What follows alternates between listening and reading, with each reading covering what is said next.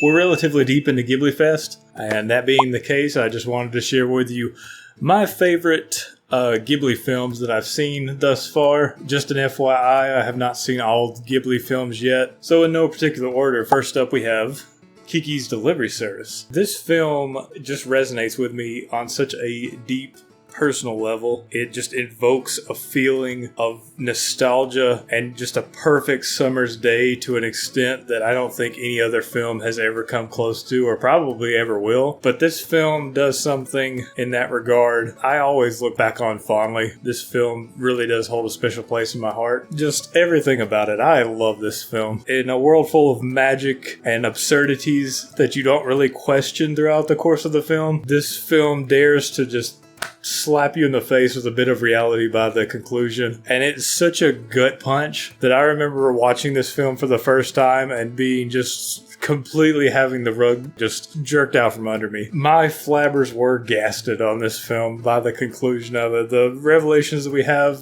at the climax of the film, just absolutely I was not expecting it. And I'm not going to get any spoilers just in case anybody hasn't seen it, but I'll just put this up for context. Next up we have The Wind Rises. Another great film. I had heard a rumor back in the day that this was supposedly Hayao Miyazaki's final film at the time, his sort of swan song that he was going out on. And that being said, I was very pleasantly surprised with this film. I didn't really have high expectations going into it, but having seen it, I think this would have been just a tremendously well done, well executed film to go out on. And honestly, if all Ghibli films would have ended with this one, I would have been happy with it, because I hold this film to such high regard. It's a story about love, loss, pursuing your passions, and it's something that, again, really resonates with me here. Not to say I care too in-depthly for the plotline here. I don't really care that much about planes, but its overarching message about pursuing your passions I can really get behind, honestly. Next up, we have The Secret World of Arrietty. In a world so small, our protagonist here may just find a friend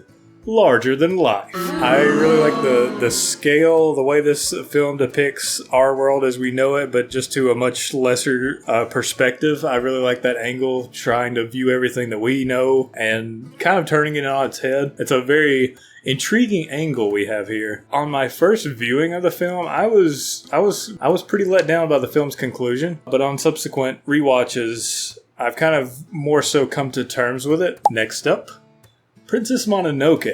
Princess Mononoke is, I feel a little bit cliched here because this one is in a lot of people's top 5 films for Ghibli's that I've seen. A lot of people hold this one to high regard, and I'm not trying to be a contrarian. Obviously, I love the film as well, but if I had to pick personally, I hold a few more of these films to a higher regard. Princess Mononoke is still a great film. I just feel that we've gotten a little bit better from Ghibli. That being said, it is still one of my favorites. Make no mistake about that. I really, again, love the designs, the spectacle, the creature designs we have here, this overall narrative that I've heard a lot of people compare to Pocahontas. Again, very well executed. I couldn't tell you a Ghibli movie that I've seen that I just downright disliked, except for one. But we'll get to that maybe in another day. Last up, we have Howl's Moving Castle. Another film that I know a lot of people hold in high regard. It's made its way into a lot of people's top 5, top 10 lists for Ghibli films. Really love this film overall. It has such a whimsy, such a fun attitude about it. I love even the English dub for Christian Bale voicing Howl.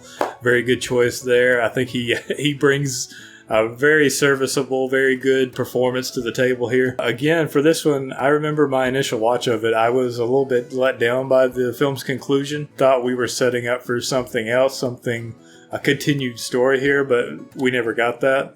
Maybe that's just on me. Still a great film, though. I don't want to knock it for that. Great film. Great performances across the board. Great design. Great spectacles. Great everything. And I wanted to kind of sneak in another film that some people may not know about, perchance. Lupin III, The Castle of Cagliostro, was actually directed and written by Hayao Miyazaki. The reason that people don't consider it a Ghibli movie is that it predates Ghibli as a brand by some odd years. But I kind of want to sneak it in here because I think Hayao Miyazaki is essentially the lifeblood, the heart of Ghibli as a whole. So in a way, I think it's still a Ghibli film, film, and it's again such a masterfully done film. Narrative wise, there's nothing here that reinvents the wheel. It's a relatively simple plot, but where it excels is its execution. This film has such a just laid back narrative. If you have not seen Castle of Cagliostro, highly recommend this one. Shot up to the top of my list, almost to the top of my list of Ghibli films, even on my first watch. I was blown away by this film. Needless to say, it did leave a lasting impression on me, despite its simple narrative.